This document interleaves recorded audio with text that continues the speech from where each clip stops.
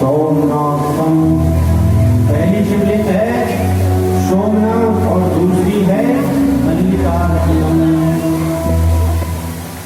मल्लिकार्जुन का बताते हैं कि जिस समय भगवान कार्तिकेय ने तारकासुर का वध किया और वध करने के बाद गणेश जी में और कार्तिकेय भगवान में लड़ाई हुई थी, इसलिए शादी के लिए कि पहले मेरी शादी हो, पहले मेरी। लेकिन आप सब जानते हैं कि गणेश जी ने परिक्रमा करके और शादी कर ली थी, लेकिन कार्तिक भगवान आए नहीं। नारद जी ने कार्तिक भगवान को भर दिया। अरे अगर हमारे साथ ऐसा होता तो हम तो घर छोड़कर चले जाते, जैसे आजकल के बच्चे नहीं कहते अगर मोबाइल नहीं चलाया तो घर छोड़ के चले जाएंगे। तो ऐसे ही नारद जी ने कहा अगर हमारे पिताजी हमारे साथ ऐसा करते तो हम घर छोड़कर चले जाते हैं। ऐसे माता पिता के साथ कह रहे हैं कि तुम्हारे साथ अन्याय किया है, तुम बड़े हो, पहले तुम्हारी शादी हुई तो उन्हें गणेश जी की कर दी और गणेश जी के बच्चे भी हो गए, तुम्हारी परिक्रमा पूरी नहीं हुई। अरे शादी करना था तो कम से कम तुम्हारा इंतजार कर लेते, तुम बारात भी कंप्लीट हो जाते। कार्तिकेय ने कहा ये तो तुमने सही कहा, कुछ नहीं कहा। मयूर लिया और कहाँ चले गए थे? दक्षिण भारत क्रोध पर्वत। क्रोध पर्वत पर गए हैं। जब यह बात भगवान शिव और पार्वती को पता चली तो बहुत खुशी हुई। पार्वती ने कहा कि देखो हमारा सबसे प्रिय पुत्र जो है हमसे रूठकर चला गया है। जब कार्तिकेय भगवान को मनाने के लिए क्रोध पर्वत गए तो 3 कोस दूर चले गए, 12 किलोमीटर। कितने किलोमीटर? और वहीं शिव जी की पार्वतेश्वर शिवलिंग बनाकर पूजन आरंभ होती है। तो उसी पार्वतेश्वर शिवलिंग से कौन प्रकट हुए हैं? मल्लिका अर्जुन। बोलो मल्लिकार्जुन भगवान की। और हर अमावस पूर्णमासी को शिव और पार्वती कार्तिकेय से मिलने जाते हैं, लेकिन कार्तिकेय नहीं आते। तो अमावस के दिन जाते हैं भगवान शिव। अमावस के दिन जो कार्तिक भगवान की पूजन करता है गोधूली बेला में, उस पर भगवान शिव अति प्रसन्न होते हैं। और जो पूर्णमासी को सफेद चीजों से कार्तिकेय भगवान की पूजन करता है उस पर पार्वती की प्रसन्न होती है। बोलो शंकर भगवान की। और कहा जो इस ज्योतिर्लिंग के दर्शन करेगा या इसका स्मरण करेगा वो जीवन और मरण के चक्कर से छूट जाएगा। बोलो भक्त वत्सल भगवान की। तीसरा स्वरूप भगवान का है कौन सा? महाकाल तुम्हारी जय हो रे भोलेनाथ तुम्हारी, बटेश्वर तुम्हारी। अब महाकाल की शक्ति तो आप सबको पता ही होगी। महाकाल की 2 कथा है शिव पुराण में। पहली अवंतिका में एक ब्राह्मण रहते थे और ये बड़े विद्वान थे, बड़े तपोनिष्ठ थे। इनके कितने पुत्र थे?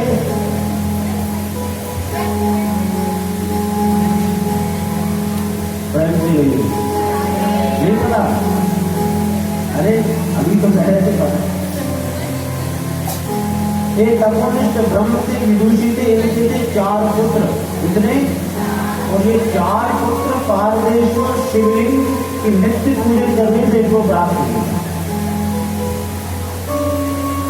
तो ये नित्य प्रति पारदेश्वर भगवान की पूजन करते थे और अपने 4 पुत्रों से पूजन कराते थे।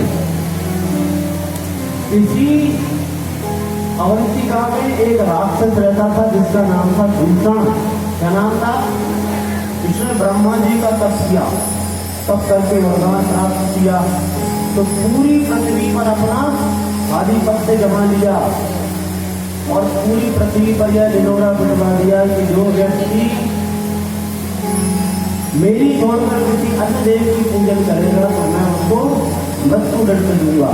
धीरे धीरे जब यह बात दूसरों को पता चली कि इसी अवंतिका में एक ब्राह्मण परिवार भगवान शिव की आराधना करता है तो मारने के लिए उचित हुआ। खड्ग लेकर आया। ब्राह्मण बालक और उज्जैनी के जितने लोग थे सब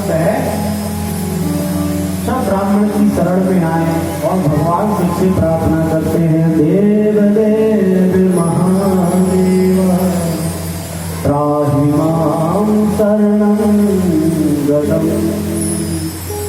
हे महाकाल, हे त्र्यंबकेश्वर, हे भूतनाथ, हमारी रक्षा करो। कर्ण क्रंदन करने लगे। जैसे ही दूषण ने तलवार उठाकर और पारदेश्वर पर प्रहार करना चाहा, महाकाल प्रकट हो जाते हैं।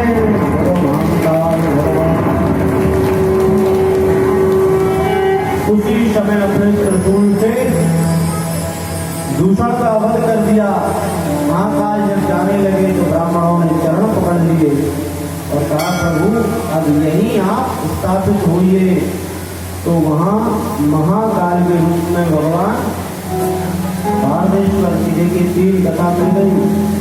पारदेश्वर से ही 12 ज्योतिर्लिंग है और महाकाल के रूप में कहा उज्जैनी में विराजमान है। कहा है कि जो इस आत्मलिंग के दर्शन करेगा उसकी अकाल मृत्यु नहीं होगी और जो महाकाल के नाम लेकर जल चढ़ाएगा उसके वंश में वृद्धि होगी और उसके घर में अकाल मृत्यु नहीं होगी। दूसरा, गर्भ हत्या के पाप से वह छूट जाएगा। प्रेम से कहिए। इस प्रकार से महाकाल की एक घटना यह। दूसरी, आप जानते हैं कि महाकाल की नगरी में एक राजा रहते थे जिनका नाम था चंद्रसेन। क्या नाम था? क्या नाम था? चंद्रसेन। इनके एक मित्र थे जिनका नाम था मणिभद्र, जिससे वटवृक्ष प्रकट हुआ है। ये वही मणिभद्र है। तो इन्होंने इनको एक मणि दी थी जिस मणि के कारण इनका तेज और यश पूरे संसार में फैल गया था। तो जितने भी आसपास के राजा थे सब इनसे द्वेष करते थे। तो एक दिन सबने मिलकर क्या किया कि आज राजा को अपन मारेंगे। लेकिन उसी नगर में एक ग्वाला रहती थी विधवा, जिसका एक छोटा सा बच्चा था। वह एक पत्थर को पारमेश्वर को उठाकर लेकर आया और उनको भगवान की तरह पूजने लगा।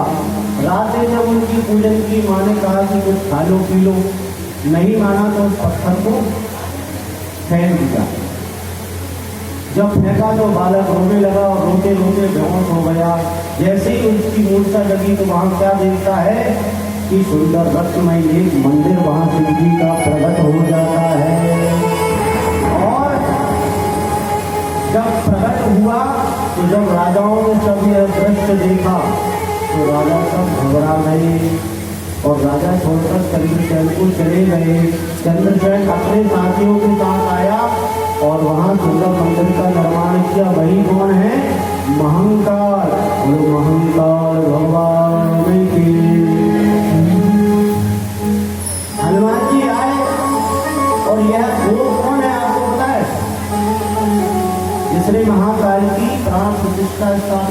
भाई ये जो ग्वाल था वो कौन था? वही महाकाल की कृपा से नंद बाबा बना है, जिसके घर कौन आए थे? वही ग्वाल है जिसके महापुराण में लिखा है कि ये भगवान महाकाल का आशीर्वाद था कि इस ग्वाल ने मुझे प्रकट किया है, इसके घर श्री हरि बालक बनकर इसको बाल लीलाओं के दर्शन। तो जो महाकाल की इस कथा का श्रवण करता है उसके घर में कौन आते हैं? भगवान स्वयं उसके घर में चलकर आते हैं।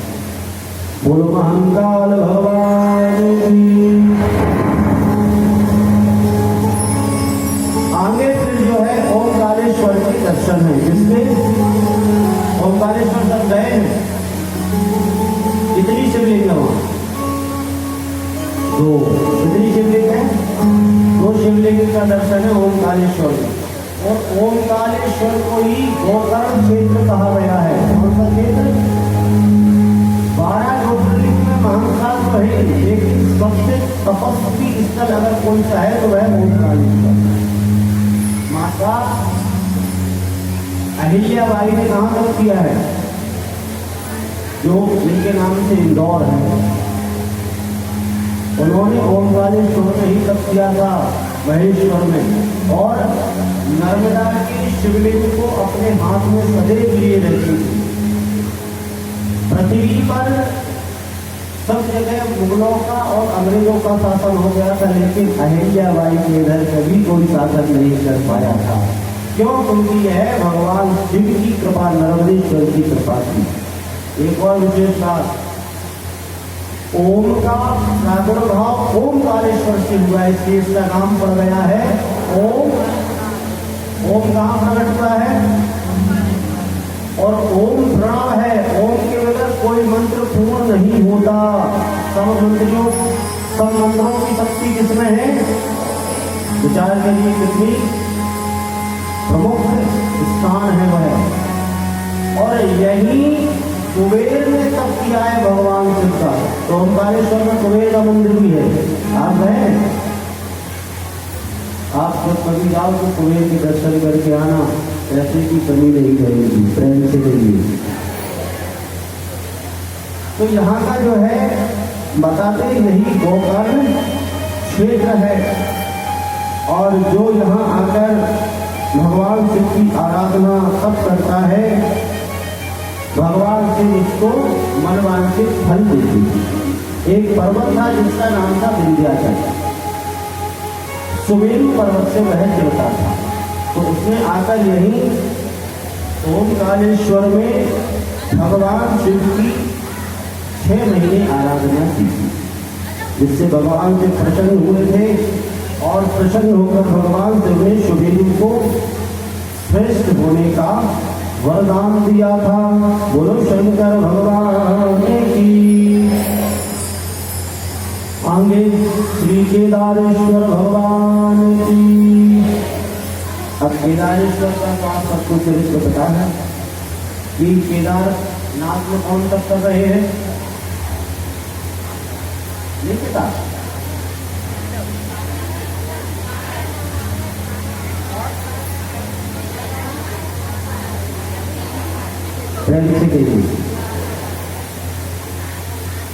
केदारनाथ पर तप किया है नर और नारायण।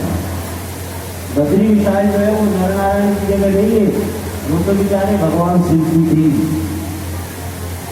और उन्होंने ले ली। तो केदारनाथ धाम में किसने तप किया है? नर और नारायण ने। जयद्रथ आपने नाम सुना है? जिसकी मृत्यु सूर्य अस्त के बाद और उसका सिर कहाँ गिरना था?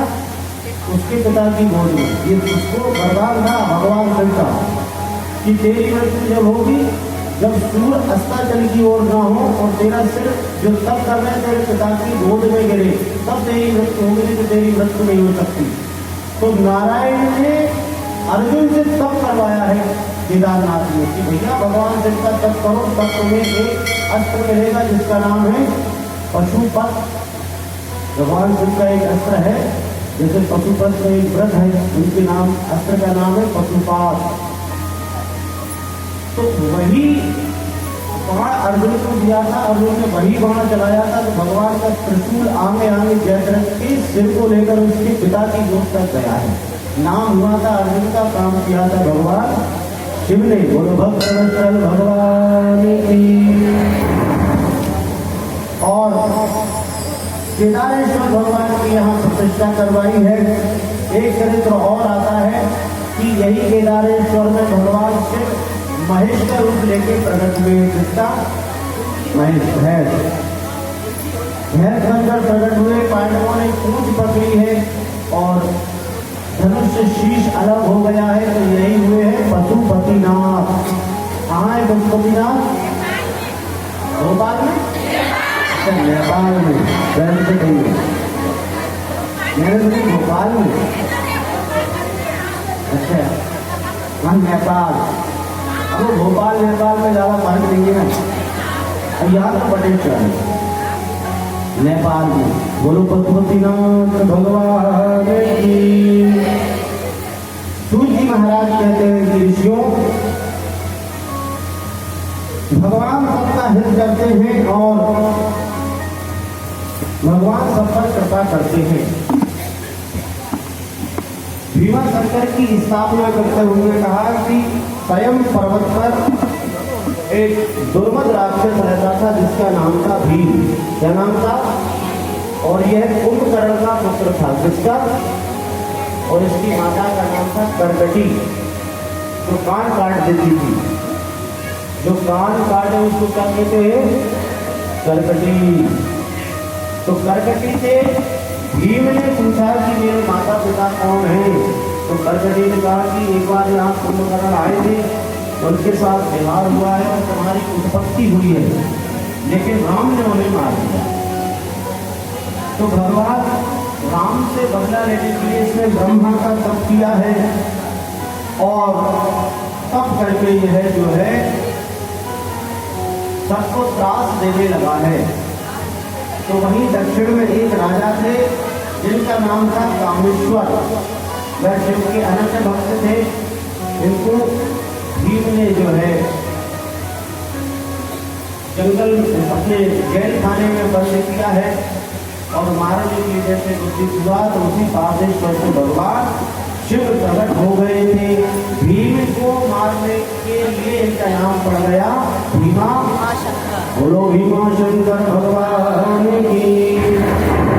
दृष्ट्वा कार्तिकं मूर्ति पूजयित्वा विभारतम् दृष्ट्वायं विधं कृतं नाम कार्तिकेयामृतम्।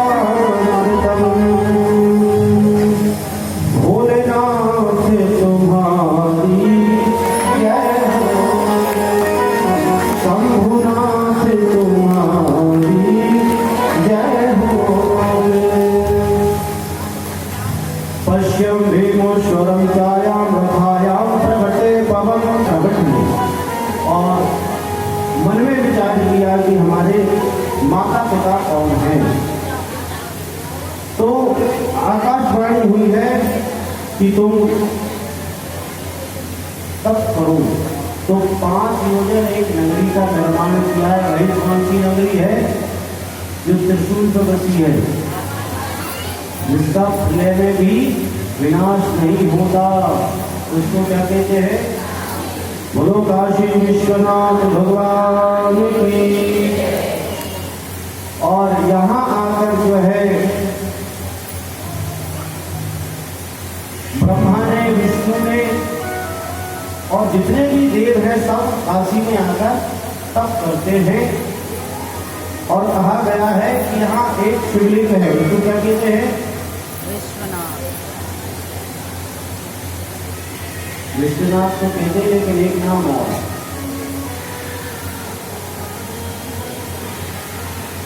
मुक्तेश्वर, क्योंकि जीव को वहां 515 किलोमीटर के एरिए में कोई मरे जिए कुछ भी हो, वो कहाँ पहुंचता है? शिवलोक। क्यों? क्योंकि यह काशी भगवान शिव की है। तो भगवान शिव का वरदान है कि यहाँ केवल काशी का स्मरण मात्र से जीव शिवलोक का अधिकारी होता है। देव देव महादेवा कालाया मनुवेदशा तमलोकपति सत्यम देवं ब्रह्मविदतातये। बोलो काशी विश्वनाथ भगवान की। आगे फिर भगवान का है ज्योतिर्लिंग त्र्यंबकेश्वर। त्र्यंबकेश्वर इसलिए प्रकट हुआ था, इनको गौतम ऋषि ने प्रकट किया है।